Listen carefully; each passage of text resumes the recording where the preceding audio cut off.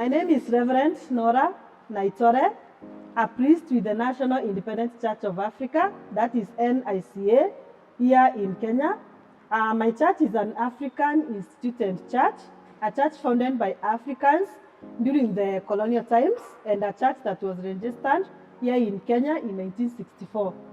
In this church, we believe that God created man and woman to be equal, and we believe in the sanctity of life, and we believe that no harm should be done to any person at any given time. We have a number of activities that we are doing to ensure that we empower women in the church, and also to ensure that we are also contributing towards the end of SGBV here in Kenya in specific. Some of the activities is like the interreligious dialogue.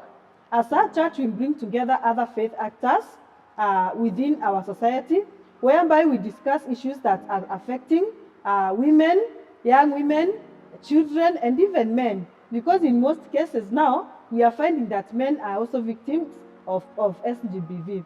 Apart from that, we have another activity whereby we promote positive masculinities through community dialogues. So in these community dialogues, we bring together not only women, but also men.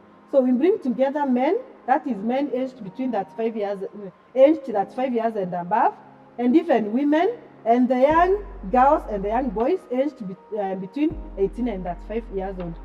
And again, as a church, we have come up with a scholarship kitty, whereby we empower the young girls to take up theological courses. And as for now, we have 2 that have been sponsored, and they are at St. Paul's University here in Kenya. And we also create safe spaces for them, where the women priests who are already ordained can bring together those young people and empower them, train them, nurture them, and even be able to show them by example that they can also have a voice.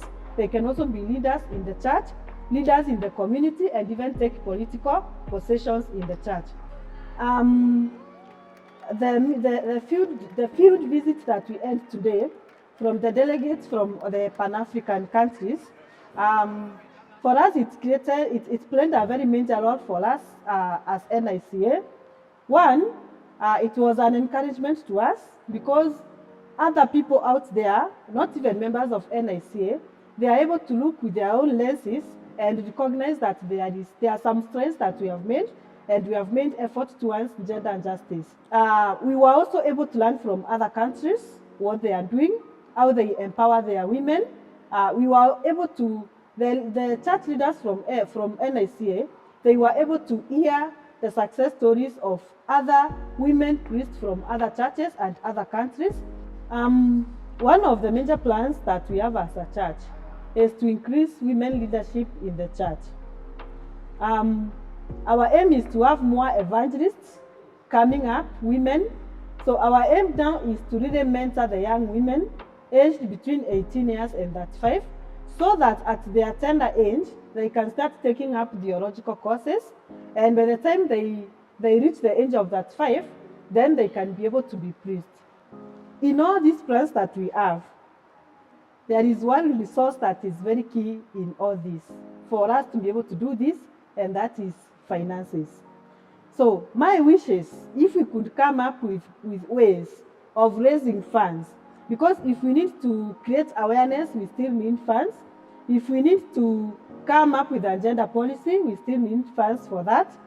If we need to take more women to theological college, we need more funds to that kitty, so that we can take more women to theological colleges. And so my wish, my prayer is, if we can come together as NICA, and even with other faith actors, our friends, and we raise funds so that we can be able to realize this dream that we have, then it will be possible. So let us try and create awareness to all people about gender justice. Let them know that people have a right to life, and they have a right to bring out their voice, and a right to justice. So as a church, let us continue doing that and ensure all the people are aware of what we are doing in these 16 days of activism.